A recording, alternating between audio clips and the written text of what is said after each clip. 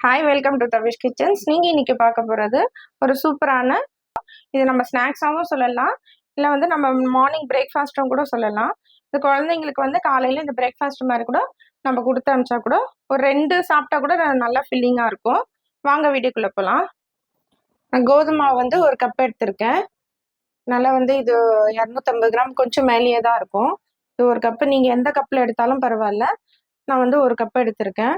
அதுக்கு வந்து ஈக்குவலாக பார்த்தீங்கன்னா நான் ப்ரௌன் சுகர் எடுத்திருக்கேன். இது ப்ரௌன் சுகர் வந்து தான் போடணும், இல்லைன்னா நீங்கள் வெல்லம் போடுறதாலும் போட்டுக்கோங்க. ப்ரௌன் சுகர் வந்து இதுக்கு ஈக்குவல் பார்த்தீங்கன்னா 3/4 கப்பு இருக்குது. உப்பு வந்து எப்பவுமே நம்ம ஸ்வீட்டு பொருள் நம்ம செஞ்சோன்னா கொஞ்சம் சிட்டிகை உப்பு போடுவோம். ஸோ அதனால் உப்பு எடுத்து வச்சுருக்கேன். அதுக்கு வாசனைக்கு ஏலக்காய் தூள். வாங்க வீடியோக்குள்ளே போகலாம். ஒரு மிக்சிங் பவுல் எடுத்துக்கோங்க.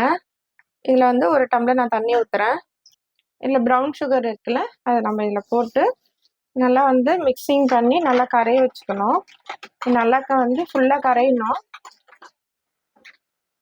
நல்லா வந்து சர்க்கரை நல்லா கரைஞ்சிடுச்சு, ப்ரௌன் சுகர் கரைஞ்சிடுச்சு. இந்த அளவுக்கு இருந்தால் போதும், ஃபுல்லாகவே கரைஞ்சிடணும். இதுக்கப்புறம் நம்ம கோதுமை வந்து ஒரு கப் எடுத்து வச்சுருக்கோம்ல, அது கொஞ்சம் கொஞ்சமாக போட்டு மிக்ஸ் பண்ணிக்கோங்க. நல்லா கட்டி இல்லாமல் ஃபுல்லாக கரைஞ்சி வச்சுக்கணும்.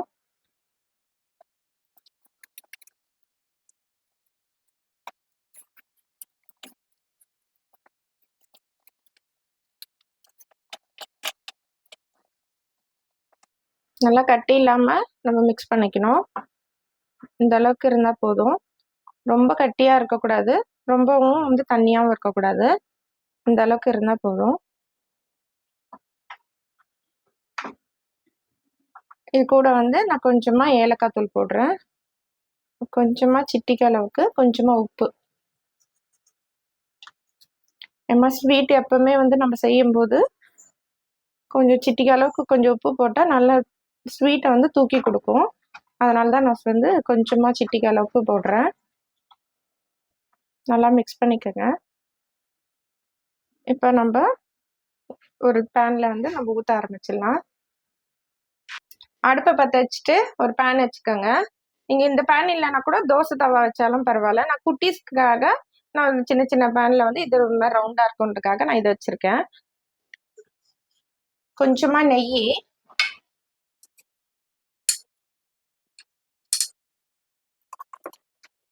நல்லா கொஞ்சம் சுற்றி பரவலாக தேய்ச்சிக்கோங்க.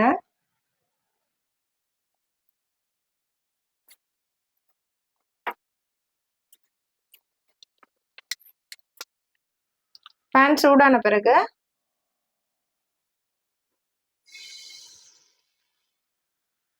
கொஞ்சம் அந்த ரவுண்டுக்குள்ளேயே ஊற்றணும்.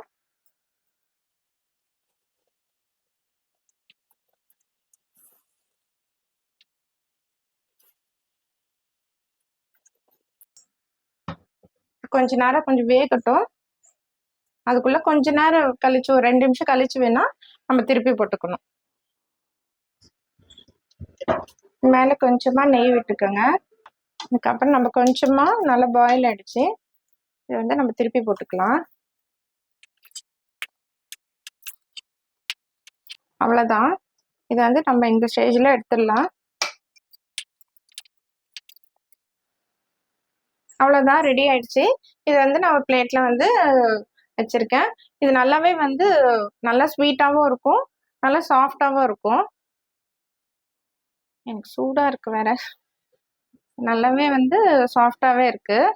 இப்போ வந்து இந்த குழந்தைங்களுக்கும் விரும்பி சாப்பிட்ற மாதிரி தான் நம்ம வந்து பண்ணியிருக்கோம். என்னோட வீடியோ உங்களுக்கு பிடிச்சிருந்துச்சுன்னா சப்ஸ்கிரைப் பண்ணுங்கள், லைக் பண்ணுங்கள், ஷேர் பண்ணுங்கள். பக்கத்தில் இருக்க பெல் ஐக்கான் கிளிக் பண்ணிக்கோங்க. தேங்க்யூ.